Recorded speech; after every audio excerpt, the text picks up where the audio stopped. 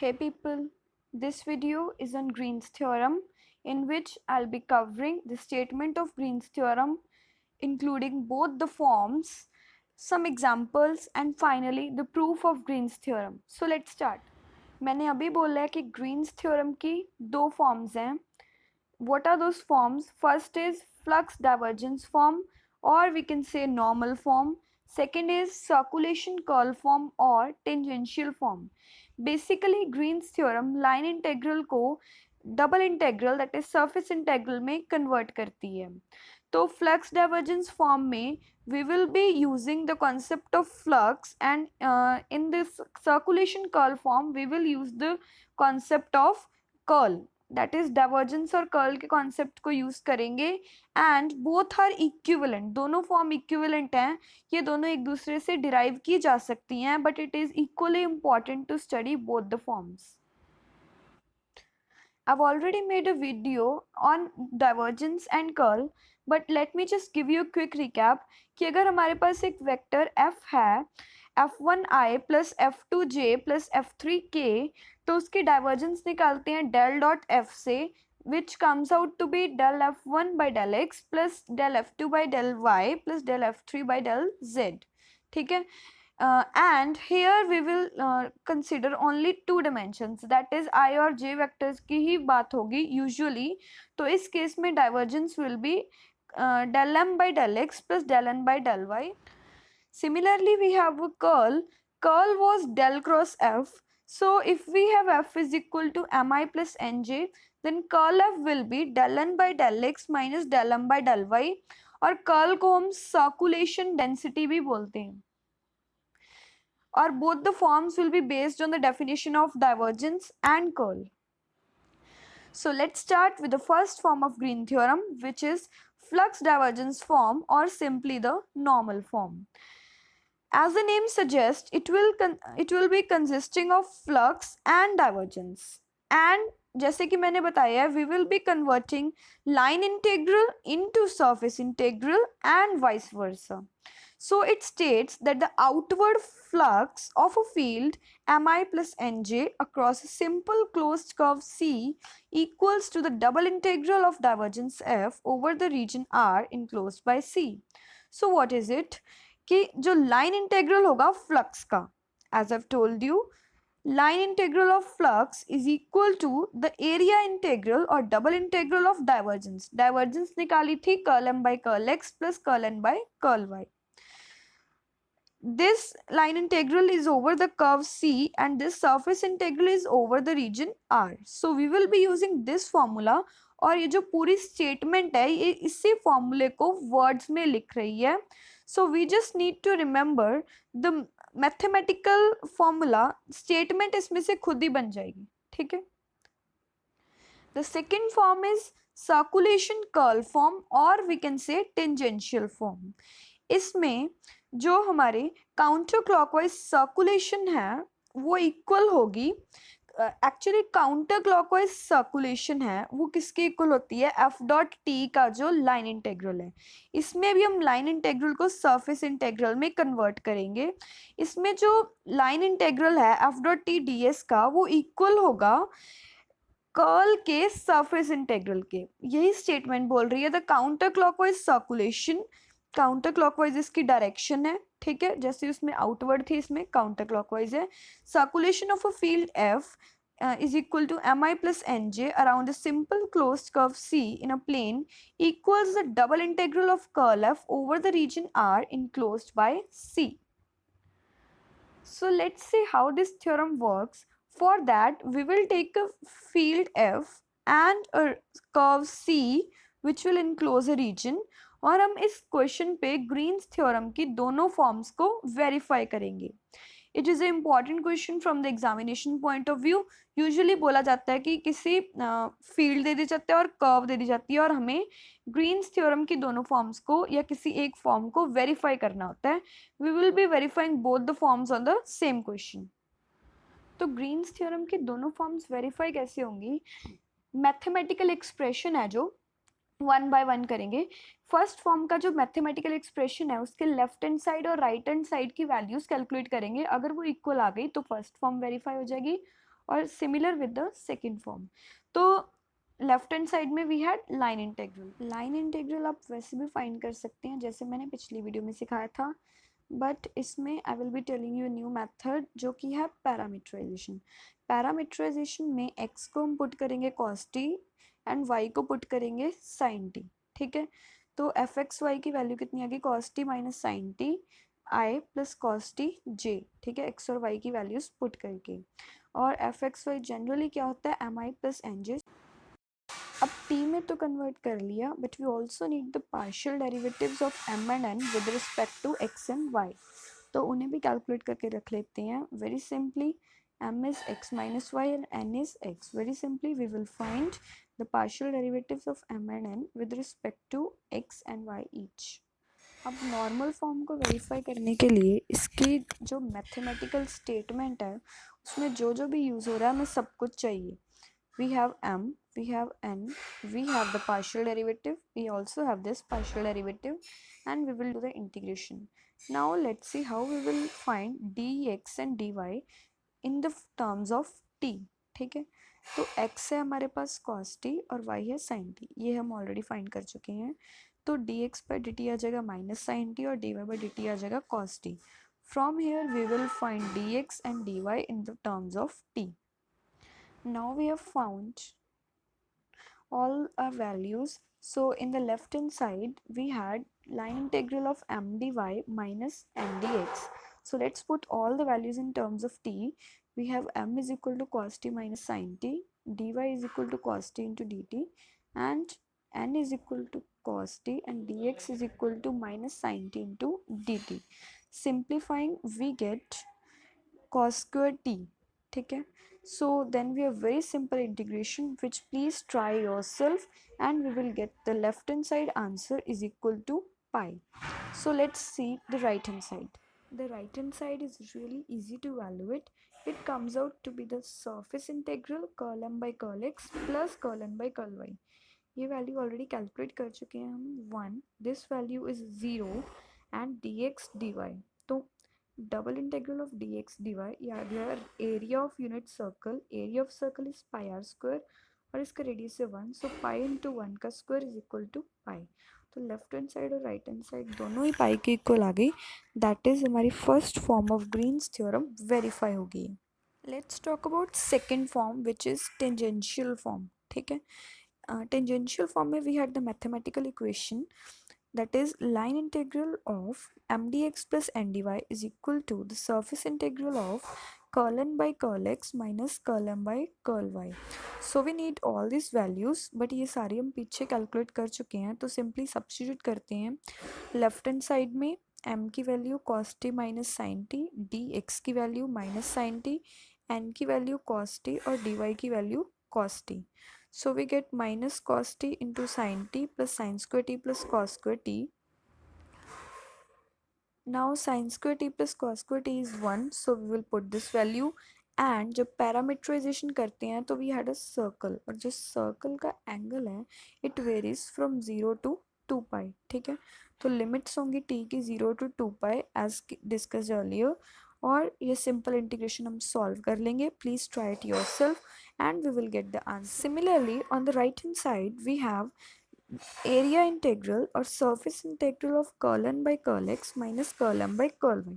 We have already calculated these, so we get 2 times double integration of r dx dy, और ये क्या है, area of unit circle which is pi r square, r is 1, so we get our answer as 2 pi. So both left and right hand side turn out to be 2 pi, and the second form of Green's theorem is also verified. एक और type के question आ सकते हैं कि evaluate this integral. C curve के बारे में हमें बड़ी अच्छी इन्फॉर्मेशन दी गई है। We can simply integrate as a line integral. Line integral की पिछली वीडियो में डिस्कस कर चुके हैं, लेकिन इसने लास्ट में लिख दिया यूजिंग द ग्रीन्स थ्योरम, ठीक है। तो अब देखते हैं इसे ग्रीन्स थ्योरम से कैसे इवैल्यूएट करते हैं। अब ग्रीन्स थ्योरम का तो काम ही यही है कि जो लाइन इंटेग्रल है उन्हें सरफेस इंटेग्रल में कन्वर्ट कर दो। So we are given a line integral, ठीक है। तो अब हम इसे सरफेस में कन्वर्ट कर देंगे, सिंपल। और यहाँ पे जो साइन था नेगेटिव था, so we will use this form of Green's theorem ठीक है। तो अभी वी आर ऑल्सो गिवन कि x इज इक्वल टू 1 और y इज इक्वल टू 1 का जो हमें स्क्वायर फॉर्म हो रहा है उसमें हमें इंटीग्रेशन करनी है। We will use these as coordinates. So compare करने पे we get m is equal to x y and n is equal to y square. That is जो dy का कॉफिशिएंट था वो एक्स वाई था और जो माइनस ऑफ dx का कॉफिशिएंट था वो वाई स्क्वायर था। मेक श्योर यहाँ पे आप माइनस वाई स्क्वायर ना लें क्योंकि फॉर्मूले में भी माइनस है और जो हमें गिवन है उसमें भी माइनस है। So we will get y square और इसके पार्शियल डेरिवेटिव्स फाइंड। तो लाइन इंटीग्रल गिवन था, सरफेस में कन्वर्ट करके आंसर निकालना है। तो ठीक है, सरफेस वाली साइड को हम कर देते हैं सॉल्व। सरफेस वाली साइड को सॉल्व करने पे we have to put the values of the partial derivatives which we did और सिंपल इंटीग्रेशन करनी है। इंटीग्रेशन की लिमिट्स कौन सी होंगी मैंने आपको पहले बताया था कि हम वो कोऑर्डिनेट्स को यूज़ करेंगे। हमें जो स्क्वायर गिवन था दिस वाज अ स्क्वायर, ठीक है। तो जो x है वो भी 0 to 1 वेरी कर रहा है और जो y है वो भी 0 to 1 वेरी कर रहा है। तो इसीलिए x और y दोनों की जो लिमिट्स हैं वो 0 to 1 होंगी, ठीक है। तो सिंपल इंटीग्रेशन करने के बाद we get our answer 3/2। So using the Green's theorem we have evaluated the value. एक और टाइप के क्वेश्चन आ जाते हैं कि calculate the outward flux, field given है और बाउंड्री गिवन है, दैट इज कर्व गिवन है, ठीक है। तो हमें पता है कि आउटवर्ड फ्लक्स क्या होता है, line integral of F dot D R. लेकिन हमने अपनी ग्रीन्स थ्योरम में किया है कि हम आउटवर्ड फ्लक्स को और भी एक फॉर्मूला है, we can simply evaluate the line integral और we can use the Green's theorem. Since हमारी वीडियो आज ग्रीन्स थ्योरम पे है तो इसी क्वेश्चन को हम ग्रीन्स थ्योरम के साथ यूज़ करते हैं। अगर साथ में मेंशन हो कि ग्रीन्स थ्योरम से करना है फिर तो करना ही करना है, नहीं भी मेंशन हो तो we can still use it. तो यूज़ करते हैं ग्रीन्स थ्योरम। ग्रीन्स थ्योरम के अकॉर्डिंग जो आउटवर्ड फ्लक्स है वो इक्वल होती है इसके इसके या फिर इसके, ठीक है। ये तो लाइन इंटीग्रल है, ये हमें सॉल्व नहीं करना, तो चलो इसे सॉल्व करते हैं, ठीक है। इसे सॉल्व करने के लिए हमें लिमिट्स चाहिए। लिमिट्स कहाँ से आएंगी, उन्होंने बोला था कि जो स्क्वायर है वो फॉर्म हो रहा है line x is equal to 1, x is equal to -1, y is equal to 1 और y इज इक्वल टू -1। तो यहाँ से बहुत क्लियरली पता चल रहा है कि x वेरी कर रहा है -1 to 1 पे और y भी वेरी कर रहा है -1 to। गिवन है कि हमारा f है x i plus y square j, general formula में होता है एम आई प्लस एन जे। कंपेयर करने पे we get m is equal to x and n is equal to y square. जो हमें पार्शियल डेरिवेटिव्स चाहिए वो फाइंड कर लेंगे और फ्लक्स के फॉर्मूले में पुट कर देंगे जो लास्ट वाला हमारा सरफेस इंटीग्रल था। As I have told you कि लिमिट्स होंगी x की भी -1 to 1 और y की भी -1 to 1। सिंपल इंटीग्रेशन है, आप लोग खुद सॉल्व करके देखोगे and we will get a answer for the flux is equal to 4। तो चलो अब फाइनली ग्रीन्स थ्योरम को करते हैं प्रूव, ठीक है। ग्रीन्स थ्योरम की दो फॉर्म्स हैं, पहले प्रूव करते हैं सेकंड फॉर्म को जो कि है हमारी टेंजेंशियल फॉर्म। टेंजेंशियल फॉर्म की स्टेटमेंट क्या है, ये हमें इस चीज़ को इसके इक्वल प्रूव करना है, ठीक है। तो ग्रीन्स थ्योरम में हमारे पास एक कर्व होती है सी, ठीक है। ये कर्व हमेशा क्लोज्ड होती है और इस थ्योरम को प्रूव करने के लिए हम इस कर्व को दो पार्ट्स में डिवाइड कर लेंगे। यहाँ से कर रहे हैं, ये जो कर्व है वो पॉइंट ए से पॉइंट बी तक जा रही है, ठीक है। डिवाइड कैसे कर रही हैं, ये जो नीचे वाला पोर्शन है जो ए टू बी जा रहा है इस डायरेक्शन में, उसे हम C1 मान लेंगे जिसको डिनोट करेंगे y is equal to f1x। और जो ऊपर वाला पोर्शन है जो B टू A जा रहा है उसे हम C2 मान लेंगे जिसे डिनोट करेंगे y is equal to f2x से। और फंक्शन हमारा वही सिंपल, फील्ड वही simple, f is equal to mi plus N j. C क्या है, simple closed curve in xy plane which is made up of two directed paths C1 और C2 जिन्हें हम डिस्कस कर चुके हैं। तो इसके लिए कंसिडर करते हैं किसी भी पॉइंट x के लिए जो a और b में लाई कर रहा है दिस इंटेग्रल। अभी ये कहाँ से आई, हमारी थ्योरम के राइट हैंड साइड में है और f1 और f2 हम अपनी तरफ से अभी के लिए लिख रहे हैं, ठीक है। तो हमने क्या कंसिडर किया है, integration from f1 to f2, integration is with respect to y, किसकी इंटीग्रेशन की है, curl m by curl y की। अब देखो m एक फंक्शन है, ठीक है। m का पहले y के with respect to partial derivative किया और फिर y के विद रिस्पेक्ट टू इंटीग्रेशन कर दी। हमें पता है इंटीग्रेशन और डेरिवेटिव एक दूसरे के रिवर्स हैं, तो इंटीग्रेशन से डेरिवेटिव कैंसिल आ जाएगा और इसका आंसर आ जाएगा m। उसके बाद हम upper limit minus lower limit put कर देंगे। तो m अभी x और y का फंक्शन है, y के विद रिस्पेक्ट टू इंटीग्रेशन हो रही है, तो अपर लिमिट है f2x, y की जगह वो पुट करती, माइनस x वैसे रहेगा, ठीक है, क्योंकि पार्शियल डेरिवेटिव था, x कांस्टेंट था, उससे कोई लेना देना नहीं है, minus lower limit m x f1x, ठीक है।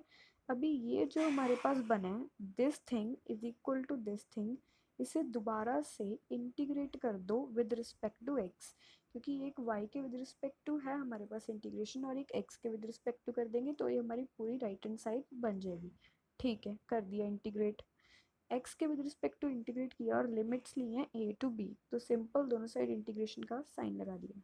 तो अब इसकी राइट हैंड साइड को देखो ध्यान से, ठीक है, इंटीग्रेशन थी तो इंटीग्रेशन अलग अलग कर ली, माइनस का साइन वैसे ही आ गया, और अब अगर इस a टू b को इसके आगे माइनस साइन लगा दिया अपनी तरफ से, तो ये b टू a बन जाएगा। ये इंटेग्रल डेफिनेट इंटेग्रल्स की एक प्रॉपर्टी है।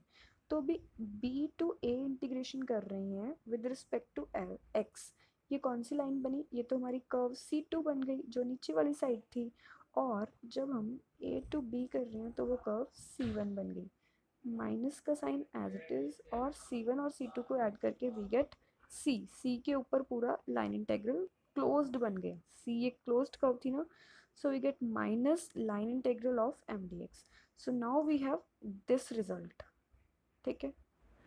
सिमिलरली हम n के साथ भी कर सकते हैं, इसको कंसिडर करो और हम इस तक बड़ी आसानी से पहुंच जाएंगे।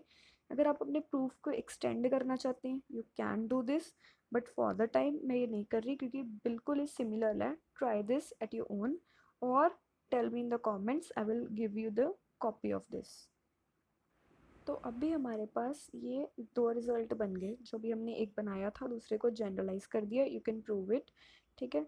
तो अब इस जो माइनस का साइन है ये वाला, इसे इधर शिफ्ट कर दो, ठीक है, और दोनों को कर दो ऐड, तो हमारे पास ये वाला रिजल्ट बन जाएगा।